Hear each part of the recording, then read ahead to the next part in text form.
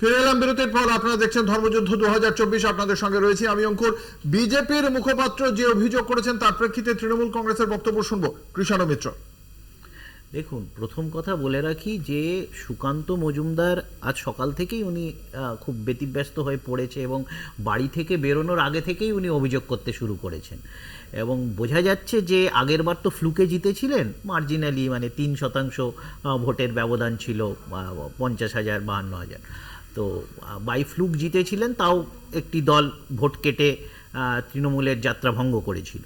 তো এইবার প্রেসারে আছেন, গুরুদায়িত্ব, এবং সকাল থেকেই উনি তার ঊর্ধ্বতম নেতৃত্ব, কেন্দ্রীয় নেতৃত্বকে দেখাচ্ছেন যে কত প্রেসারের মধ্যে উনি নির্বাচন লড়ছেন, তার মানে ভোট হারার একটা মানে দারুণ অ্যালিবাই তৈরি করছেন।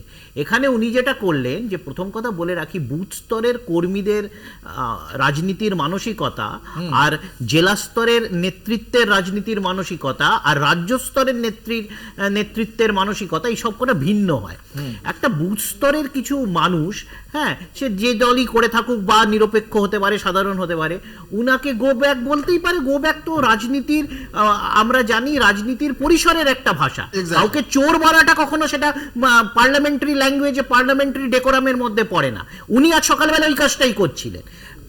বাকি অপরদিকে মানুষরা পুরো রাজনীতি এবং গণতন্ত্রের রীতিনীতি মেনে উনার বিরুদ্ধে স্লোগানিয়ারিং করেছিলেন। উনি যেটা করছিলেন আনপার্লামেন্টারি কথা বলছিলেন, এবং উনার যা বডি ল্যাঙ্গুয়েজ, উনি যেখানে অভিযোগ করলেন যে সেখানে নাকি 100 মিটারের মধ্যে তৃণমূলের বুথ ক্যাম্প ছিল, তারপরে লোকজন ছিল, তারপরে উনি পাল্টা ওখানেই জমায়েত করলেন। ওখানে পাল্টা দাঁড়িয়ে দাঁড়িয়ে শুধু জমায়েত করলেন না, উনি ওখানে প্রেস বন্ধুদের সাথে ওখানে বার্তালাপ করলেন, ওখানে উনি কেন্দ্রীয় বাহিনীকে ডেকে তাদেরকে ইনস্ট্রাকশন দিলেন। এই তো বারংবার। এবং আবার কি, এই যে বিজেপির চাকরি খাওয়ার যে প্রবণতাটা, উনি ওখানে একজন আইসি কে চাকরি খেয়ে নেওয়ার আবার ভয় দেখালেন। তো এর থেকে বোঝা যাচ্ছে যে পুরো যে বিজেপির ইকোসিস্টেমের মাথাটা একটা প্রশ্ন আমার, পার্টিকুলারলি একটা প্রশ্ন। এই রাজু তিনি বলছেন কেন্দ্রীয় বাহিনী প্রপারলি কাজ করছে না। যদি বিজেপির বুথ যে ক্যাম্প রয়েছে, সেই ক্যাম্প যদি তৃণমূল কংগ্রেস 100 মিটারের বাইরে সেখানে যদি ভাঙচুর করে দেয়, বা সেখানে যদি তৃণমূল কংগ্রেসের লোকেরা জমায়েত করে, তাহলে তো কেন্দ্রীয় বাহিনী কাজই করছে না। না সেটা না, ওখানে বুথের বাইরে কেন্দ্রীয় বাহিনী ছিল না, ওখানে বুথের বাইরে রাজ্য পুলিশের দায়িত্ব ছিল। এবং যে কারণে কিন্তু সুকান্ত বাবু বলেছেন যে ওই আইসিকে, ওই যে কথাটা বললেন কিষাণ বাবু, যে আইসিকে ওই কথাটা বলেছেন, আইসি এবং পুলিশ দাঁড়িয়ে দেখেছে, আর ওই তৃণমূল 200 মিটারের মধ্যে জমায়েত করছে, প্লাস বিজেপির ক্যাম্প অফিস ওখানে বসতে দিচ্ছে না। এবং বিষয়টা হচ্ছে, যেটা কিষাণ বাবু বললো না, যে জেলা স্তর, রাজ্য স্তর নেতৃত্ব, ভোটের দিন প্রার্থীর প্রেরোগেটিভ হচ্ছে তার বুথ এবং বুথ সংলগ্ন অঞ্চলকে সিকিউর রাখা। সেখানে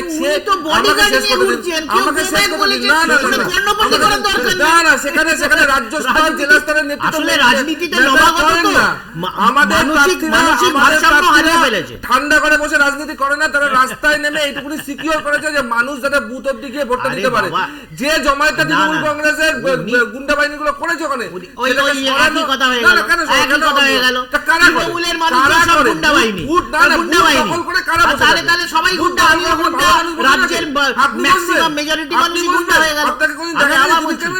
আপনি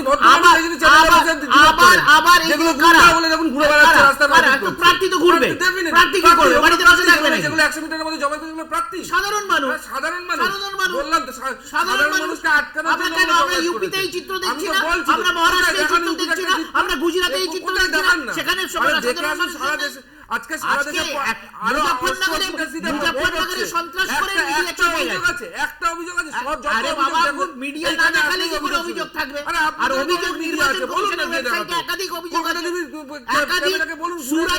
সুরাতে নির্বিরোধ বিজেপিকে জিতিয়ে দেওয়া হলো। কংগ্রেসের প্রার্থী যদি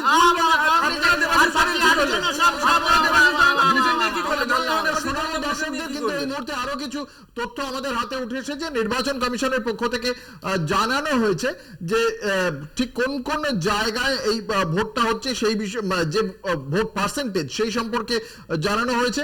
আপনাদের জানিয়ে রাখি যে ইতিমধ্যেই সেই তথ্য আমাদের কাছে এসেছে। সেখানে দেখতে পাওয়া যাচ্ছে রাজ্যে একটা পর্যন্ত যে ভোট পড়েছিল 47.29%, সেই ভোটে বালুরঘাটে সব মিলিয়ে ভোট পড়েছে 44.23%।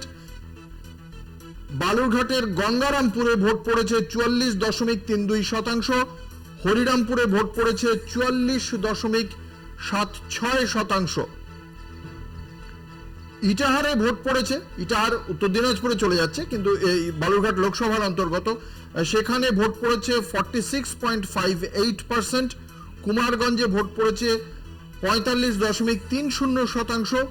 কুশমন্ডিতে ভোট পড়েছে 44.46%। এবং তপনে ভোট পড়েছে 44.70%।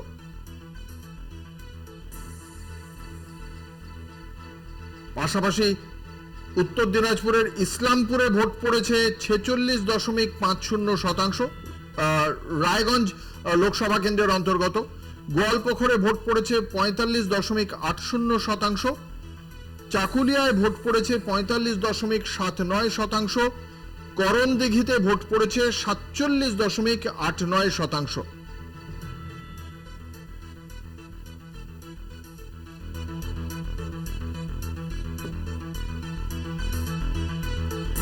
অন্যদিকে হেমতাবাদে ভোট পড়েছে 48.75%। কালিয়াগঞ্জে ভোট পড়েছে 49.10%। রায়গঞ্জে ভোট পড়েছে 48.78%।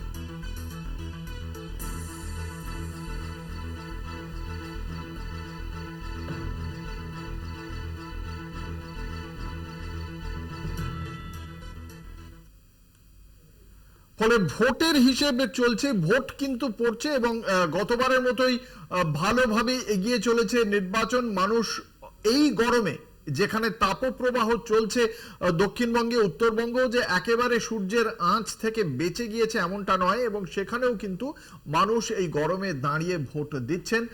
তাদের যে মত, সেই মত তারা প্রদান করতে চান সেটা সুনিশ্চিত করছেন নিজেদের ভোট নিজেরা দিয়ে। এবং এখনো পর্যন্ত বিরোধী রাজনৈতিক দলের পক্ষ থেকেও কিন্তু বড় কোনো অভিযোগ আসেনি যে ভোট পড়ে গিয়েছে ভোট কেন্দ্রে যাওয়ার আগে বা এই ধরনের কোনো সমস্যা হচ্ছে, তেমনটা কিন্তু পাচ্ছি না। এরই পাশাপাশি অন্য একটি দক্ষিণবঙ্গের খবরে নজর রাখবো। শেখ শাহজাহান তারই ডেরায় অস্ত্র ভান্ডার উদ্ধার। সন্দেশখালীতে সিবিআই আজ তল্লাশি করে। সিবিআই তদন্তকারী আধিকারিকরা কেন্দ্রীয় বাহিনীর জওয়ানদের সঙ্গে নিয়ে সন্দেশখালীতে যায় এবং সেখানে আগ্নেয়াস্ত্র সহ বেশ কিছু অস্ত্র উদ্ধার হয়েছে বলেই জানতে পারা যাচ্ছে। কেন্দ্রীয় বাহিনীকে সঙ্গে নিয়ে সিবিআই এর এই তল্লাশি অভিযান চলে। তৃণমূল কংগ্রেস নেতার আত্মীয়ের বাড়ি থেকে উদ্ধার হয়েছে আগ্নেয়াস্ত্র, এমনটাই জানতে পারা যাচ্ছে। বাড়ির মেঝে খুঁড়ে উদ্ধার হয়েছে আগ্নেয়াস্ত্র। আপনাদের জানিয়ে রাখি, বাড়ির মেঝে খুঁড়ে উদ্ধার হয়েছে আগ্নেয়াস্ত্র। আমাদের সঙ্গে রয়েছেন আমাদের প্রতিনিধি সঞ্জিত চক্রবর্তী। সঞ্জিত, ঠিক কি জানা যাচ্ছে সিবিআই এর এই তল্লাশি অভিযান সম্পর্কে? এখনো পর্যন্ত কি কি তথ্য উঠে আসছে? 5ই জানুয়ারি যখন সন্দেশখালী শেখ শাহজাহানের যখন আধিকারিকরা তল্লাশি করতে যায়, সেরপরে একের পর তুমি জানো যে মারধর ভাঙচুর একের পর এই ঘটনা গোটা রাজ্য দেখেছে। সেই তদন্তভার কিন্তু সঞ্জয়, তুমি আমাদের সঙ্গে থাকো। আপনাদের জানিয়ে রাখি, 5ই জানুয়ারি যে ঘটনার সূত্রপাত হয়েছিল, শেখ শাহজাহান তার বাড়িতে হানা দিয়েছিল ইডির তদন্তকারী আধিকারিকরা এবং ইডির তদন্তকারী আধিকারিকদের উপর হামলার অভিযোগ ওঠে। ইডির তদন্তকারী আধিকারিকরা আহত হন। তারপরে সেই শেখ শাহজাহান সেখান থেকে বেপাত্তা হয়ে যান। 5ই জানুয়ারির পর 24শে জানুয়ারি সেখানে আবার ইডির তদন্তকারী আধিকারিকরা যায়। সেখানে গিয়ে তারা বাড়ি সিল করে দেয়। তারপরে ফেব্রুয়ারি মাসের 7 তারিখ থেকে আবারও উত্তপ্ত হয়ে ওঠে সন্দেশখালী। আমরা আজকের যে ঘটনা, সেই ঘটনার আপডেট জানবো। আমাদের সঙ্গে রয়েছেন আমাদের প্রতিনিধি সঞ্জিত চক্রবর্তী। সঞ্জিত, তুমি যে কথা বলছিলে। দেখো, 5ই জানুয়ারির পরে যখন ইডি আক্রান্ত হয় সন্দেশখালী শেখ শাহজাহানের বাড়িতে, তারপরে এই তদন্তভার সিবিআই নিয়েছিল। তারপরে একের পর এক অভিযোগ আসছিল, কিন্তু সেই তদন্তভারের পাশাপাশি একাধিক যে নারী নির্যাতন সহ একাধিক জমি লুটের যে অভিযোগ আসছিল, প্রায় 100 দিনের মাথায় কিন্তু এই হাইকোর্টের নির্দেশে সন্দেশখালীর যে কোনো তদন্ত করবে কিন্তু সিবিআই। এই নির্দেশ পাওয়ার পরে লাগাতার কিন্তু সিবিআই একের পর এক কিন্তু সেখানে তল্লাশি অর্থাৎ তদন্ত শুরু করেছে। ইতিমধ্যে তুমি জানো সন্দেশখালীর বিভিন্ন সিবিআই নিজস্ব পোর্টালে বিভিন্ন বিভিন্ন অভিযোগ জমা পড়েছে। আর ইতিমধ্যে সন্দেশখালীর বেতাজ বাদশাহ, শেখ শাহজাহান, শিবপ্রসাদ হাসদা, শেখ আলমগীররা এখন জেলে বাজাতে রয়েছে। তার মধ্যে আজকে সাত সকালে তার গোপন সূত্রের খবর পায় সিবিআই তরফ থেকে। সেই সিবিআই যখন সিআরপিএফ এর জওয়ানরা সাত সকালে বিশেষ করে সরবেরিয়া আগালাটি গ্রাম পঞ্চায়েতের যে মল্লিকপুরে সেখানে গিয়ে তল্লাশি করতে গিয়ে দেখা যায় যে সেখানকার তৃণমূল ঘনিষ্ঠ আত্মীয়র বাড়িতে, অর্থাৎ আবু তাহর মোল্লা, তার বাড়িতে কিন্তু তার মেজে করে বিপুল পরিমাণ অস্ত্র পাওয়া গেছে এবং এক বস্তা অস্ত্র উদ্ধার হয়েছে। সে অস্ত্রের মধ্যে যেমন বিদেশি অস্ত্র রয়েছে, 9mm পিস্তল এবং 5mm পিস্তল সহ একাধিক যে অস্ত্র রয়েছে, পাশাপাশি দেশি বোমা উদ্ধার হয়েছে। এখন প্রশ্ন হচ্ছে এই অস্ত্রগুলো কি সক্রিয় না নিষ্ক্রিয়, এটাও তদন্তকারীরা দেখছে। ইতিমধ্যে পাশাপাশি বেশ কিছু জায়গায় ওই আবু তাহের মোল্লার যেসব মেচোগেড়ি রয়েছে, সেই মেচোগেড়ি এলাকায় মেটাল ডিটেক্টর দিয়ে সিবিআই কিন্তু তারা কিন্তু নিজস্ব যে প্রশাসনিক আধিকারিকরা এসে কিন্তু তারা বোমের খোঁজে তল্লাশি করছে। মাছের ভেড়ি অঞ্চলে, সেসব ভেড়ি অঞ্চলে কোনো বোমা হয়তো মজুত করা আছে কিনা, লোকানো রয়েছে কোনো আগ্নেয়াস্ত্র, সেটাও কিন্তু মেটাল ডিটেক্টর দিয়ে সেখানে কিন্তু চেক করছে। ইতিমধ্যে কিন্তু বাড়ির অন্য জায়গায় কোনো অস্ত্র মজুত করা আছে কিনা সেটাও তদন্তকারীরা দেখে নিতে। ইতিমধ্যে কিন্তু ঠিকাদার, অর্থাৎ বিশেষ করে রাজমিস্ত্রির 3 শ্রমিককে ঢোকানো হয়েছে। তাদের যেমন সেই ইমারতি কাজ সঙ্গে যারা যুক্ত, তাদের হাতুড়ি, কোদাল এবং শাবল নিয়ে ঢুকছে বাড়ির বিভিন্ন অংশে, তারা ভাঙচুর চালাচ্ছে 3 জন এবং চালিয়ে দেখছে নতুন কোনো অস্ত্র সন্ধান পাওয়া যায় কিনা। ইতিমধ্যে এই পুরো ঘটনা কিন্তু তারা সিবিআই তরফ থেকে যেমন কমিশনকে জানাবে, অর্থাৎ নির্বাচন কমিশনকে পুরো বিষয়টা জানাবে। অন্যদিকে এই অস্ত্রগুলো কত সালে মজুত করা হয়েছিল, কোথা থেকে আনা হয়েছিল, তদন্তকারীরা তার হলমার্ক দেখার চেষ্টা করছে। এবং বিশেষ করে এই অস্ত্র, বিশেষ করে যে অস্ত্রগুলো পাওয়া গেছে, বোমা, এই অস্ত্র কতদিন রাখা ছিল এই মেজের মধ্যে, কতদিন বন্দি ছিল, এবং কি এটা কি শেখ শাহজাহান যখন গ্রেপ্তার হয় তারপর থেকেই কি অলক্ষ্যে চলে গিয়েছিল, এই নিয়ে কিন্তু শাসক বিরোধী কিন্তু তরজা লেগে গেছে। বিশেষ করে শাসক দলের নেতারা বলছে এর সঙ্গে কোনোভাবে শাসক দলের নেতারা যুক্ত না, কেউ কার বাড়িতে কোন আত্মীয় বাড়িতে পারে এর দায় কিন্তু তৃণমূল কংগ্রেস নেবে না, এমনটাই বলেছে তৃণমূলের যে আইএনটিটি সভাপতি সবুজ কৌশিক দত্ত। অন্যদিকে বিজেপি নেতা যে রাজা হাইত, তিনি দাবি করেছেন যেভাবে শেখ শাহজাহানের, বারবার তারা বলেছেন শেখ শাহজাহান যেভাবে সন্দেশখালীতে দাপিয়ে বেরিয়েছে, প্রভাবশালী নাম একাধিক তার বিরুদ্ধে অভিযোগ রয়েছে। এখনো সিবিআই তদন্ত করলে, অর্থাৎ সিবিআই তল্লাশি করলে বিভিন্ন জায়গাতে বিভিন্ন অস্ত্র পাওয়া যেতে পারে, এমনটাই তারা দাবি করছেন। ইতিমধ্যে এই নির্বাচন চলাকালীন দ্বিতীয় দফা নির্বাচনের দিনকে এই অস্ত্র পাওয়ায় রীতিমতো চাঞ্চল্য চলেছে। তুমি জানো আজ সামনে 5টা নির্বাচন রয়েছে, তার মধ্যে এই লোকসভা নির্বাচনের মধ্যে অস্ত্র পাওয়া নিয়ে রীতিমতো শাসক বিরোধী কিন্তু একদম রাজনীতির ভয়দা তুলতে শুরু করেছে। ইতিমধ্যে এই অস্ত্র কতটা বিস্তৃত হয় অবশ্যই আমাদের সেদিকে নজর রাখতে হবে। ধন্যবাদ সঞ্জিত, আমাদের সঙ্গে ছিলেন আমাদের প্রতিনিধি সঞ্জিত চক্রবর্তী, এবং অবশ্যই এই বিষয়টি নিয়ে আমরা আলোচনায় থাকবো, শুনবো রাজনৈতিক মুখপাত্রদের প্রতিক্রিয়া। একটা ছোট্ট বিজ্ঞাপনী বিরতির পর ফিরে আসছি, সঙ্গে থাকুন।